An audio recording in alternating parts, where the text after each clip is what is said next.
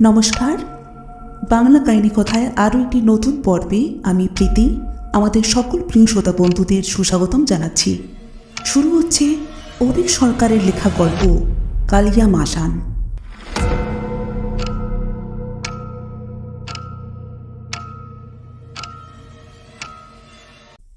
সেই দুয়াশিনীর হাটেই একটা অদ্ভুত ঘটনা ঘটল, যেখান থেকে আমাদের আজকের কাহিনী শুরু।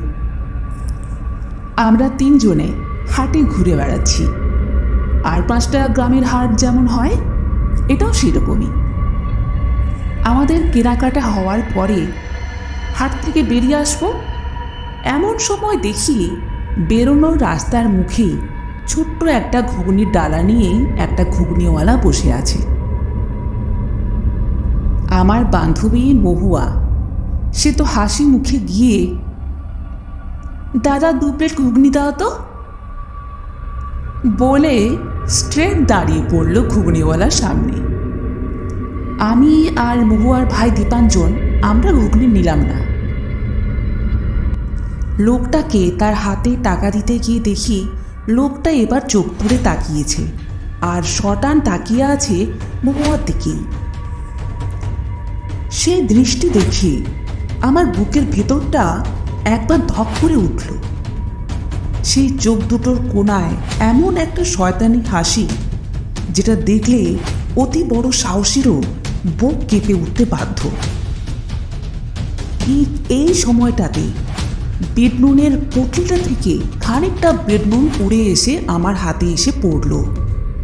আমি তাড়াতাড়ি হাত দিয়ে সেই নুনটা ঝেড়ে ফেলতে যাচ্ছি, দেখি নুনের দানাগুলো আমার হাতে লেপটে গেল। আর তখনই বুঝলাম যে এটা নুন নয়, এটা ছাই। এই ছাই কয়েকদিন আগেই আমরা দেখেছি একবার। কলেজ স্ট্রিট থেকে শিয়ালদা যাওয়ার সময় যে লোকটা টানা রিকশায় গেছিলাম, তার গা থেকে এইরকম ছাই উড়ে আসছিল আমার আর মহুয়ার গায়ে। ঘাড় ঘুরিয়ে দেখলাম যেখানে লোকটা দাঁড়িয়েছিল সে জায়গাটা খালি, যেন কেউ ওখানে কখনো ছিলই না। বাংলোতে পৌঁছে মংলাদার টেম্পো ছেড়ে দিলাম। মেন গেট থেকে বারান্দা অবধি মোরাম বিছানো রাস্তা। আমরা হেঁটে হেঁটে যাচ্ছি, এমন সময় মহুয়া হঠাৎ দাঁড়িয়ে পড়ল। আমরা তো অবাক, জিজ্ঞেস করলাম, কি রে, কি হলো? একটু অস্বাভাবিক গলায় মহুয়া সামনের দিকে আঙুল তুলে একবার শুধু বলল, লোকটা। রাত্রেবেলা খাওয়া দাওয়ার পরে আমরা বসে বসে গল্প করছি, মানে আমি, মহুয়া, দীপাঞ্জন আর র্যাংতা। র্যাংতা হচ্ছে বাংলোর কেয়ারটেকার কাম কুক। কথা অবশ্য আমরা তিনজনেই বলছি, মহুয়া চুপ করে বসে ঝিমোচ্ছিল। বাংলোর বারান্দায় এক কোণায় একটা দোলনা ছিল। দোলনাটা বারান্দার যেদিকে ছিল তার উল্টো দিকে বসে আমরা আড্ডা দিচ্ছিলাম। কথা বলতে বলতে হঠাৎ করে একবার চুপ করে গেল র্যাংটা। ঘাড় ঘুরিয়ে তীক্ষ্ণ দৃষ্টিতে বাইরের মেন গেটের দিকে তাকিয়ে রইল। আমরা একটু অবাকই হলাম। আমি বললাম, কি হলো গো র্যাংটা, চুপ করে গেলে যে? র্যাংটা সামান্য ভয় পাওয়া গলায় বলল, ওইটা কে বটে? দীপাঞ্জন বিস্মিত গলায় বলল, কে, কার কথা বলছো? র্যাংটা বলে উঠল, দরজা খুললে ঢুকলো কে? একবার দেখলাম মনে হইল, আর দেখতে পেলাম নি। আমি আর দীপাঞ্জন বাংলোর চারধার ভালো করে দেখে টেখে ফের বসেছি।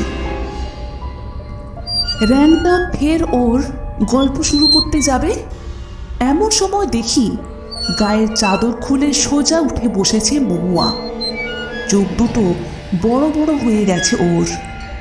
ঘন ঘন শ্বাস ফেলতে ফেলতে আঙুল তুলে বলে উঠল, ওই যে লোকটা। ওর আঙুল সোজা সেই দোলনাটার দিকে তোলা। এবার আমরা বাকি তিনজনেও ওদিকে ঘাট ঘোরালাম। দেখলাম ওই আলো আঁধারিতে দোলনাটা অল্প অল্প দুলছে, আর তাতে বসে আছে অন্ধকার রঙের একটা লোক। কতক্ষণ নিমেষে তাকিয়েছিলাম আমরা জানি না। হাতে পায়ে কোনো সার ছিল না। আমার মনে হচ্ছিল আশেপাশে যেন আর কোনো শব্দ নেই, কোনো আলো নেই। এই বিশ্ব চরাচরে আর কোথাও কিচ্ছুটি নেই। হাওয়া থেমে গেছে। দোলনার সেই ক্যাঁচকোঁচ শব্দ ছাড়া চারিদিকে বধির করে দেওয়ার মতো স্তব্ধতা। একটা মেঘ এসে চাঁদটাকে একবার ঢেকে দিয়ে ফের সরে যেতেই স্পষ্ট দেখলাম যে সেই লোকটার অবয়ব যেন আস্তে আস্তে জমাট বেঁধে আরও স্পষ্ট হয়ে ফুটে উঠছে, আর যেন কতকাল ধরেই সে মানুষটা দোলনায় দুলছে, দুলেই চলেছে। আধো অন্ধকারেও আমি স্পষ্ট দেখতে পাচ্ছি তার রোগা শরীরটা। সেই বধির স্তব্ধতা ছাড়িয়ে, সব ছাপিয়ে চোখের সামনে ফুটে উঠছে ওর বুকের বাঁদিকে সেই কাটা দাগটা, আর বুকে ভয় ধরিয়ে দিচ্ছে সেই আগুনে চোখ দুটো। অন্ধকারের লোকটা তাকিয়ে আছে মহুয়ার দিকে। এই প্রথম ভয় পেলাম আমরা, তীব্র ভয়। মহুয়া ঠক ঠক করে কাঁপতে লাগলো। আমারও হাত পা সরছে না ভয়ে। র্যাংটা কি করছে দেখতে পাচ্ছি না, শুধু শুনতে পাচ্ছি দুর্বোধ্য আদিবাসী ভাষায় কি সব বলে চলেছে সে। এক একটা মুহূর্ত মনে হচ্ছে যেন এক একটা যুগ। লোকটা কিছু বলছে না, কিছু করছেও না, শুধু সেই শয়তানি হাসিটা সারা মুখে মেখে গনগনে কয়লার মতো লাল চোখ মেলে মহুয়ার দিকে তাকিয়ে আছে। হঠাৎ যেন লোকটার সারা দেহ গুঁড়ো গুঁড়ো হয়ে গিয়ে সেই আধো আঁধারের মধ্যে মিশে গেল। ঘটনাটা এত চকিতে ঘটল যে আমরা কিছু বুঝে ওঠার আগেই সব কিছু ফের আগের মতো, যেন একটু আগে কিছুই ঘটেনি এখানে। মহুয়ার দিকে তাকিয়ে দেখি দেওয়ালের গায়ে ঢলে পড়েছে ও। দৌড়ে গিয়ে তুলতে যাব, গায়ে হাত ঠেকাতেই দেখি তীব্র জ্বরে পুড়ে যাচ্ছে ওর গা, আর ওর সারা দেহ জুড়ে একটা বিচ্ছিরি গন্ধ। সেই দিন মধ্যরাত থেকেই নামলো আকাশ পাতাল ভাসানো মুষলধার বৃষ্টি। মনে হচ্ছিল পুরো অযোধ্যা পাহাড়টা যেন গলে গলে মাটির সঙ্গে মিশে যাবে। তবে বৃষ্টি নয়, আমাকে আতঙ্কিত করে তুলেছিল মহুয়ার শারীরিক অবস্থা। প্রচণ্ড জ্বর আর অসম্ভব পেট ব্যথায় মেয়েটা তখন কাটা পাঁঠার মতো ছটফট করছে। অনেক কষ্টে শেষ রাতে মহুয়াকে ঘুম পাড়াবার চেষ্টা করলাম একবার। মাঝখানে একবার ভাবলাম এই ঘুমোলো বুঝি, কিন্তু কোথায় কি।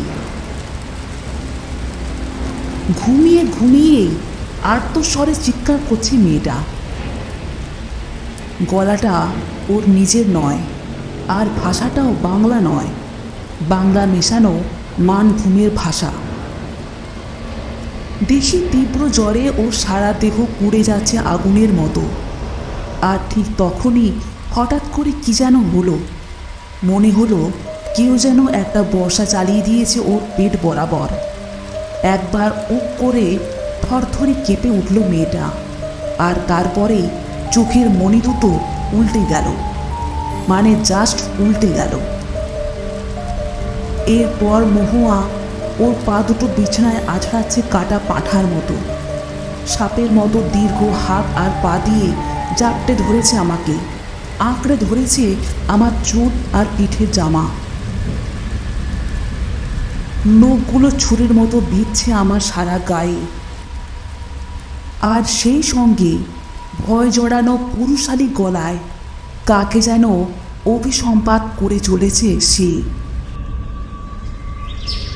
সকালবেলা মহুয়াকে তুলতে গিয়ে দেখি এক রাত্রেই মেয়েটার শরীর যেন ভেঙে পড়েছে আরও।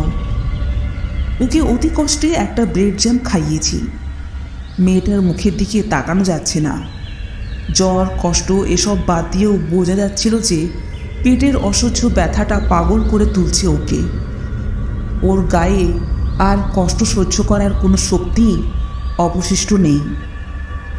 ওকে দেখে আমার থেকে থেকে চোখ ফেটে জল আসছিল। শুধু মনে মনে প্রার্থনা করছিলাম, হে ঠাকুর, ভালোই ভালোই মেয়েটাকে কলকাতায় নিয়ে যেতে দাও। কিন্তু ঠাকুর আমার কথা শুনলেন না। কাল রাতের প্রবল বৃষ্টিতে অনেক জায়গায় লাইনের উপর জল জমে গেছে। ট্রেন চলাচল আপাতত বন্ধ। অনেক ট্রেন বিভিন্ন স্টেশনে দাঁড়িয়ে আছে। দুপুর নাগাদ মনে হলো এই যাত্রা বোধহয় মেয়েটাকে আর বাঁচানো গেল না। 103 ডিগ্রি জ্বর আর অসহ্য পেট ব্যথার সঙ্গে শুরু হলো রক্ত বমি। আর সে কি ভয়ানক রক্ত বমি! মনে হলো মেয়েটার পেটের মধ্যে থেকে যেন থকথকে কাদার মতো কালো রক্ত উঠে আসছে ভুলকে ভুলকে। যেমন বীভৎস তার রং, তেমনই উৎকট তার দুর্গন্ধ। পেটের নাড়ি ভুঁড়ি উঠে আসে প্রায়। ওকে সামলাতে গিয়ে আমারই বমি হলো বার দুয়েক। একটা ব্যথার ওষুধ খেয়ে সামান্য শুয়েছি মেয়েটা। আমি আর দীপাঞ্জন দুজনে কাহিল হয়ে সামনের বারান্দায় বসে আলোচনা করছি যে কখন ট্রেন চলাচল চালু হতে পারে আর চালু হলে কি করে স্টেশন অবধি মেয়েটাকে নিয়ে যাওয়া যাবে। এমন সময় বোধনদার ট্যাম্পোর আওয়াজ শুনতে পেলাম। আমি তো অবাক, তেমনই আশ্চর্য। এই এত বৃষ্টির পরেও এইরকম অবস্থার মধ্যে লোকটা এত দূর থেকে এলো কি করে? বোধনদার সাথে বেড়ানোর কারণেই পূর্ব আলাপ ছিল। বোধনদা এখানকার বহু পুরনো লোক। তিনি সঙ্গে করে দুজন লোককে নিয়ে এসেছেন। তাদের মধ্যে যাকে দেখেই দীপাঞ্জন দৌড়ে গেল জড়িয়ে ধরবে বলে, দীপাঞ্জনের কলেজের বন্ধু জোশুয়া। ওর বাবার মাধ্যমেই আমরা এই বাংলোটা জোগাড় করতে পেরেছি। আর সঙ্গের লোকটা পিটার, জোশুয়ার দাদা। জোশুয়ার মুখেই শুনলাম যে পিটার আরজি করে ডাক্তারি পড়তো, সবে পাশ করে হাউস সার্জনশিপ শুরু করেছে। জোশুয়ার দেশের বাড়ি আর বুধনদাদের গ্রামের বাড়ি একই জায়গায়। এরা দুই ভাই উইকেন্ডের ছুটি কাটাতে এসেছিল গ্রামের বাড়িতে, আর এসে দেখে এই বিপর্যয়। গতকালের রাতের প্রবল বৃষ্টি দেখে বোধনদাও যেমন চিন্তিত হয়েছে আমাদের কি হাল হলো সে নিয়েই, এরাও তেমনই চিন্তিত হয়েছে, কারণ জোশুয়া জানতই যে আমরা কোথায় আছি। পিটার ওর সঙ্গে থাকা কিট থেকে যন্ত্রপাতি বার করে অনেক কষ্টে কিছু পরীক্ষা টরীক্ষা করল। ওর কপালের গভীর ভাঁজ থেকেই বুঝেছিলাম যে কেস বহুত গড়বড়। আমাকে বাইরে ডেকে পিটার বলল যে খুব সিভিয়ার ইনফেকশন, শরীরের অবস্থা ভালো নয়, হার্টবিট 100-র উপরে, ব্লাড প্রেশার 60/40, যে কোনো মুহূর্তে কার্ডিয়াক অ্যারেস্ট হতে পারে। কিন্তু বলে বুড়ো কুঁচকে কী যেন একটা ভাবতে লাগলো পিটার। তারপর বলে, জানি না কথাটা আপনাদের বলা ঠিক হবে কি না, আপনারা শহুরে লোক, আধুনিক শিক্ষায় শিক্ষিত। আমিও যদিও তাই, কলকাতা শহরে ডাক্তারি পড়েছি, নিজেকে অশিক্ষিত বলি কি করে? কিন্তু আমার মতে এখন এখানে এমন কিছু একটা ঘটছে যেটাকে আমাদের চেনা জানা জগতের বাইরের ঘটনা ছাড়া এক্সপ্লেন করা যায় না। আমার দৃঢ় বিশ্বাস এটা বোধহয় আমাদের চেনা পৃথিবীর জাগতিক নিয়মকানুনের বাইরের অতি অলৌকিক কিছু একটা ব্যাপার। কোনো ইনফেকশন সে যতই মারাত্মক হোক না কেন, একদিনের মধ্যে রোগীকে এই অবস্থায় নিয়ে আসতে পারে না। আমার কাছে এখন চ্যালেঞ্জ, নেক্সট 3 থেকে 4 ঘন্টার মধ্যে মহুয়াকে অন্তত কলকাতা যাওয়ার মতো সুস্থ করে তোলা। নইলে যে রেটে ভাইটাল সাইনগুলো ফল করছে তাতে এই রাতটা কাটা মুশকিল। এক যদি না। আমার বুকের ভেতরটা ফাঁকা হয়ে গেছিল। সেই অবস্থাতেই ক্ষীণ গলায় জিজ্ঞেস করলাম, এক যদি না কি পিটারদা? আমার আর দীপাঞ্জনের দিকে একবার বড় বড় করে চোখ মেলে তাকালো সেই নবীন ডাক্তারটি।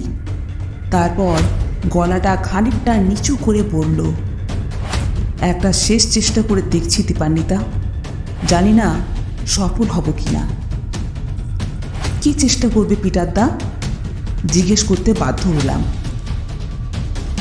আমাদের পরিবারে কিছু চালু আদিম চিকিৎসা পদ্ধতির প্রচলন আছে। এই সব চিকিৎসা পদ্ধতি বেশ কয়েক হাজার বছরের পুরনো। বংশানুক্রমে এসব গুপ্তবিদ্যা আমাদের ফ্যামিলিতেই চলে আসছে।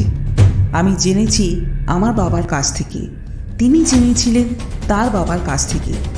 বাড়ির ছেলেরাই একমাত্র এই জ্ঞানের ন্যায্য অধিকারী হয়। এই চিকিৎসা পদ্ধতির মধ্যে আছে বেশ কিছু মন্ত্র আর ওষুধ। সব ওষুধই হার্বাল, মানে এই জঙ্গলেই পাওয়া যায় এমন লতা পাতা দিয়ে তৈরি। কিছু কিছু বিষ কাটানোর ওষুধ আর মন্ত্র আমার বাবা আমাকে শিখিয়ে গেছিলেন। আজ তারই মধ্যে সবচেয়ে সাংঘাতিক, সবচেয়ে জটিল যে ওষুধটি, তারই জিনিসপত্র আনতে পাঠিয়েছি জোশুয়াকে। যদি আমার ছেলেবেলায় শেখা বিদ্যা একেবারে ব্যর্থ না হয়ে থাকে, তবে আশা করি অন্তত কয়েক ঘন্টা এনাকে আমি বাঁচিয়ে রাখতে পারব, সে যত বড় বিষক্রিয়াই হোক না কেন। কিন্তু আমার সব কিছু ফের গুলিয়ে গেল। কে কোথাকার ডাক্তার কার্যবতীকে এখানে এসে উপস্থিত হয়েছে, তার মুখে এসব হাজার বছরের পুরনো কোন বিষ কাটানোর ওষুধ এর কথা শুনছি। এসব তুকতাক বিষয়ে আমার কোনোদিনই কোনো ইন্টারেস্ট ছিল না।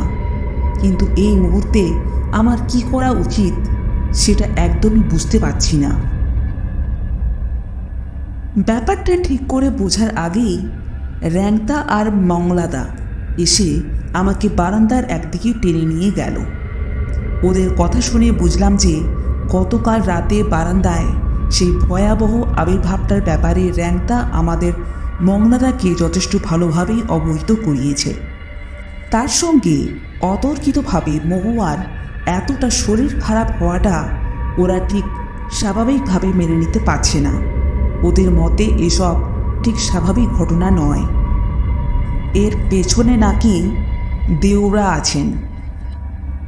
ওরা রাগলেই এরকম সৃষ্টি ছাড়া কাণ্ড ঘটে। তখন ভালো মানুষদেরও অমন কষ্ট পেতে হয়। দোহাই দিদি, আমাদের কথা শুনে তুমি একটিবার ভৈরবী মায়ের থানে চলো। মৌদির এত কষ্ট আর দেখা যায় না যে। একটিবার আমাদের কথা শোনো দিদি, যদি ভালো হয়, ক্ষতি তো কিছু নেই। ওই রকম একটা পরিস্থিতিতে অযোধ্যা পাহাড়ের জঙ্গল ঘেঁষা সেই পুরনো ব্রিটিশ আমলের বাংলোর বারান্দায় দাঁড়িয়ে আমার মাথাটা কেমন গুলিয়ে গেল। আমার মাথা আর কাজ করছিল না। আমার কেমন যেন মনে হচ্ছিল এই লোক দুটো যা বলছে তা সত্যি হলেও হতে পারে। ভৈরবী মায়ের থানের কাছে যাওয়াটাও সহজ পথ ছিল না। যাই হোক, সেখানে পৌঁছে তিনি বললেন, শোন রে মেয়ে, তোর বন্ধুর ওপরে কেউ তুক করেছে, আর করেছে খুব বড় কোনো গুণিন বা গুণিনীরা। এমনকি প্রাচীন ডাকিনী বিদ্যায় পারদর্শী কেউ হলেও অবাক হব না, এতই ভয়ঙ্কর সেই কালো জাদু। তবে শুনে রাখ, যে বিষ এই মুহূর্তে তোর বন্ধুর শরীরে কালকেউটের মতো বাসা বেঁধেছে, তার থেকে জটিলতম, বিভৎসতম, অব্যর্থতম মৃত্যুবান আর নেই। অনেক সুখ তাপ পেয়ে তবেই এই তুক করার রাস্তা বেছেছে কেউ। মনের মধ্যে জ্বলতে থাকা দহন জ্বালা যখন সহ্যের অতীত হয়ে যায়, তখন তার থেকে মানুষের চিন্তায় ভয়ঙ্কর বিষ উৎপন্ন হয়। তার পাপ পুণ্য ভালো মন্দের জ্ঞান লুপ্ত হয়ে যায়। এত দুঃখ কষ্ট জ্বালা পেরিয়ে এই মহাবিশ্বের উৎপত্তি, তাই এর কোনো প্রতিষেধক নেই বললেই চলে। অকালে অপঘাতে মৃত কোনো শব দাহ করার পর তার যে ছায় পড়ে থাকে, সেটাই হচ্ছে কালিয়া মাসানের মূল উপাদান। সেই ছাই যদি বিশেষ তান্ত্রিক প্রক্রিয়ায় শোধিত করা যায়, তবে তা হয়ে দাঁড়ায় অব্যর্থতম মৃত্যুবাণ, যাকে মারতে হবে কোনো উপায়ে তাকে একবার খাইয়ে দিতে হবে সেই ছাই। ব্যাস, তারপর যতক্ষণ না স্বয়ং মৃত্যু আসে সেই হতভাগ্যটির প্রাণহরণ করে, ততক্ষণ তার কষ্টের মুক্তি নেই। ভৈরবী মা চণ্ডালের অস্থি দিয়ে তৈরি মহাশঙ্খের মালা আমার হাতে দিলেন। ভয়ে হাতটা কেঁপে গেল আমার। আমি আকুল স্বরে প্রশ্ন করলাম, এতে সব ঠিক হয়ে যাবে তো মাইজি? আমার বন্ধু ভালো হয়ে যাবে তো? ভৈরবী মা বললেন, বলতে পারবো না রে বেটি। যেটা হাতে পেলে কিছু করতে পারতাম, সেটা পাওয়ার কোনো উপায়ই নেই যে। আমি জিজ্ঞেস করলাম, কি সেটা মাইজি? চুপ করে থাকেন ভৈরবী মা, তারপর আমার চোখে চোখ রেখে বলেন, সেটা হচ্ছে ওই জাদুটোনা যে করেছে তার রক্ত। তার রক্ত ছাড়া এই মৃত্যুবাণের আর কোনো প্রতিষেধক নেই। বাংলোতে পৌঁছে অবাক হলাম পিটারের আচরণ দেখি। কলকাতার অন্যতম বিখ্যাত মেডিকেল কলেজ থেকে পাশ করা একজন ডাক্তার যে শিলনোড়াতে বিভিন্ন অজানা লতাপাতা আর ছোট ছোট ফল পিষে তাদের রস বার করে বিভিন্ন ছোট ছোট কাচের বাটিতে রাখতে পারে, সেটা দেখাটাও একটা অভিজ্ঞতা বটে। আমাকে শুধু একবার জিজ্ঞেস করল, কালিয়া মাসান? তাই বললেন ভৈরবী মা। ঠিক শুনেছ তুমি? এরপরে মাথা নামিয়ে ফের নিজের কাজ করতে করতে বিড়বিড় করতে থাকে সে, কালিয়া মাসান তাহলে। আমিও তাই ভেবেছিলাম, তাই সেই মতোই এগুলো আনতে দিই। শোনো, এখন যেটা বানাচ্ছি এটাকে বলে মাসান কাটার রস। মহুয়াকে মাসান কাটার রস অর্ধেকটা খাইয়ে বাকি অর্ধেকটা পিটারের নির্দেশ মতো রেখে দিলাম। পিটারকে দেখি একটা গ্লাস থেকে জল নিয়ে হাতে করে চারদিকে ছিটোতে ছিটোতে সারা ঘরটা প্রদক্ষিণ করছে আর সুর করে কোনো একটা মন্ত্র বলছে। রাত 2টোর সময় ফিসফিস করে বলে উঠল পিটার, এইবার শুরু হবে। আর বলার সঙ্গে সঙ্গে বোবা গলায় একটা আর্তনাদ করে উঠল মহুয়া। আমি দৌড়ে গিয়ে জড়িয়ে ধরলাম ওকে, আর ধরতেই যেন একটা ইলেকট্রিক শক খেলাম। বড় বড় চোখে সম্পূর্ণ উন্মাদের মতো গো গো আওয়াজ তুলে সে কি তাণ্ডব! আঁচড়ে কামড়ে লাথি চড় কিল ঘুষি মেরে আমাকে যেন খুনি করে ফেলবে মেয়েটা। এত কিছুর মধ্যেও শুধু এইটা একবার খেয়াল করলাম যে ওর সদন্ত দুটো হঠাৎ করেই একটু বড় দেখাচ্ছে যেন। রাত 3টে। এরই মধ্যে একবার নেতিয়ে পড়ল মহুয়া। অনেক কষ্টে সেই শীর্ণ শরীরটাকে বিছানায় শুইয়ে দিয়ে গভীর শ্বাস ছাড়লাম আমি। বাকি অর্ধেক ওষুধে পিটার আরও যেন কিসব মেশালো। কাঁপা কাঁপা হাতে বাকি রসটাও চামচে করে খাইয়ে দিলাম। কেটে গেল আরও মিনিট 20। এর পরের ব্যাপারটা এত দ্রুত ঘটল যে বুঝতে বুঝতেই আমার সময় লাগলো খানিকটা। তারপর অসহ্য যন্ত্রণায় কুঁকিয়ে উঠে ওকে যখন ঝটকা দিয়ে ফেলে দিয়েছি, তখনই মনে হচ্ছে আমার কাঁধের খানিকটা কে যেন খুবলে নিয়েছে। জ্বলন্ত শিক ঢুকিয়ে দেওয়ার মতো যন্ত্রণায় আমার বাঁ দিকটা পুরো অসাড় হয়ে এলো।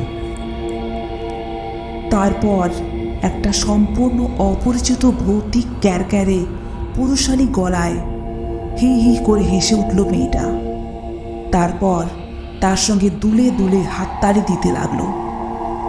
গলাটা শুনে আমার ঘাড়ের সমস্ত রোম দাঁড়িয়ে গেল। রাত বিরেতে চেনা জানা কোনো মেয়ের মুখে ছেলের গলায় ভুতুড়ে স্বরে খিলখিল হাসি শুনলে ভয় লাগারই কথা।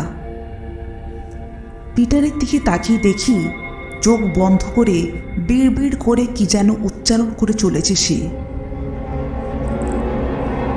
এদিকে মহুয়া সেই ভুতুড়ে গলায় খলখল স্বরে হাসতে হাসতে ঘরের বাতাসকে শিউরে তুলেছে। হাসতে হাসতেই হঠাৎ করে একবার হেঁচকে তুলল মহুয়া, আর তারপরে চেপে ধরল নিজের গলাটা। আমি সভয়ে সরে এলাম।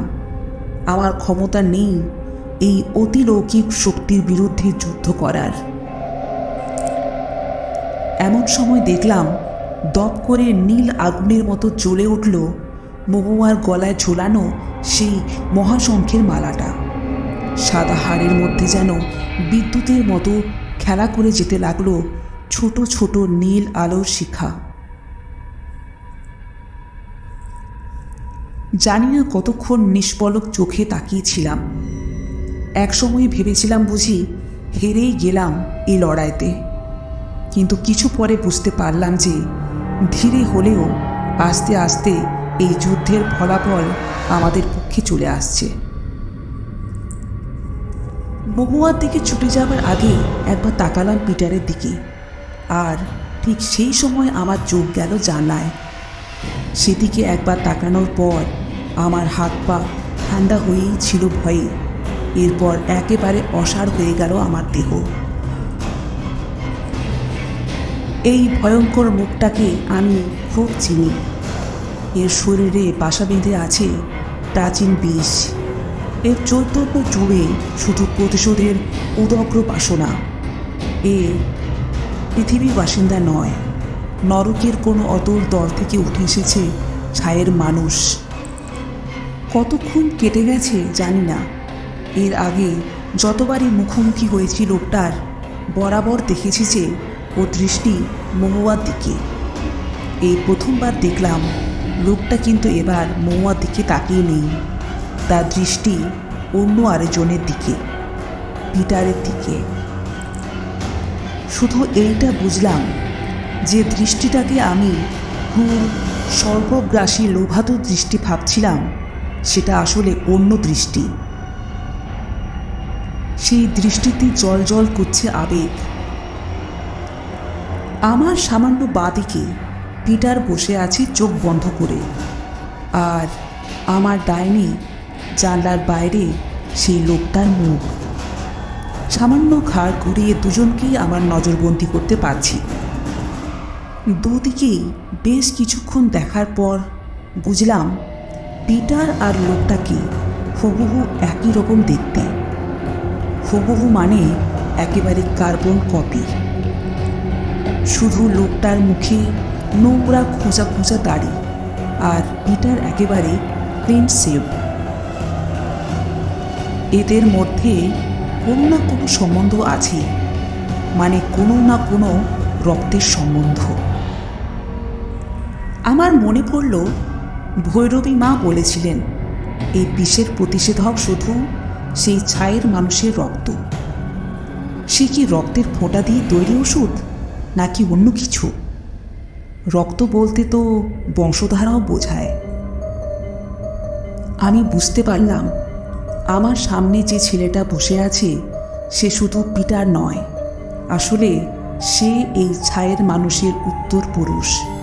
তারই রক্ত বইছে এই পিটারের দেহে। কোনো ওষুধ নয়, পিটারই আসলে এই মহৌষধের অন্যতম উপাদান। একমাত্র তার হাতে বানানো মাসান কাটাই নিরস্ত করতে পারে এই মহাসাপের বিষ। অর্থাৎ ভৈরবী মায়ের কথাই সত্যি হলো।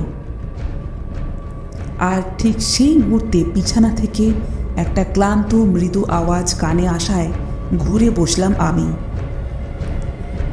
দেখি চোখ খুলে উঠে বসার চেষ্টা করছে মহুয়া। আমাকে দেখে প্রায় শোনা যায় না এমন গলায় কথা বলে উঠল, শরীরটা খুব খারাপ লাগছে রে দীপান্বিতা, কিছু খেতে দে না। পরে পিটারের সাথে কথা বলে জেনেছিলাম পিটারদের বংশের কোনো অল্পবয়স্ক ছেলেকে ঝাড়খণ্ডের কোনো নায়েবের মাধ্যমে ইংরেজরা মেরে ফেলে। তারই প্রতিশোধ স্পৃহায় জ্বলতে থাকা মৃত ছেলেটির পিতা নিজের জীবন উৎসর্গ করে। মহুয়া বলেছিল ঝাড়খণ্ডের রাজাদের নায়েব ছিল তাদের পূর্বপুরুষ। এতটা বলে দীপু পিসি তার গল্প শেষ করলেন।